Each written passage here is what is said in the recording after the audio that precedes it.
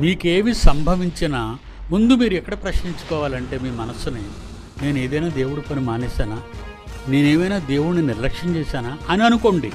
జాగ్రత్త, దేవుడు చాలా కోపిస్తుడు. ఆ దేవుడు ప్రేమ కలిగిన వాడు, దయ కలిగిన వాడు, కృప కలిగిన వాడు.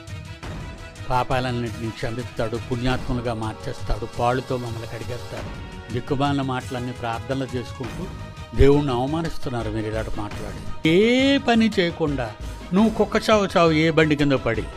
చాలామంది చావులు చూడండి రోడ్ల మీద ఎంత దారుణంగా ఉంటాయో. దేవునికి కోపం రప్పించుకో. నువ్వేమాత్రం దేవుడు కోపమిస్తావు? ఎందులో గొప్పవాడు? భక్తిలో గొప్పవాడువా? నా ఎడల దయలో గొప్పవాడువా? నా కార్యక్రమాలు చేయువాడిలో గొప్పవాడువా? ఎందులో గొప్పవారు మీరు చెప్పండి. అప్పుడు మీరు ఏ తప్పు చేసి నన్ను అడిగినా, మీ గురించి ఎవరు ప్రార్థన చేసినా నేను వింటాను. ఎందుకంటే నువ్వు నా పనులే ఎక్కువగా చేస్తున్నావు.